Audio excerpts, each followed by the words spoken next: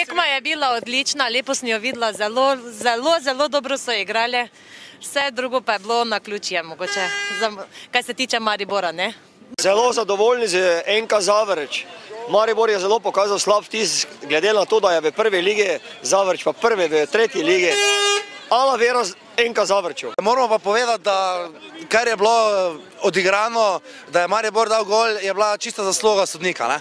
Ker predtem je bil penal čisti, bila je roka, pa še prekršek v 11 metrov, tako da res vsaka čast Zavrču, ne?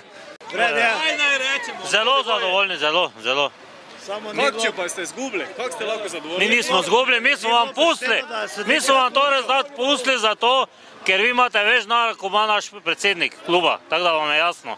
Mislili pa smo iti v Brazilijo, zdaj pa gremo nazaj domov lepo veseli.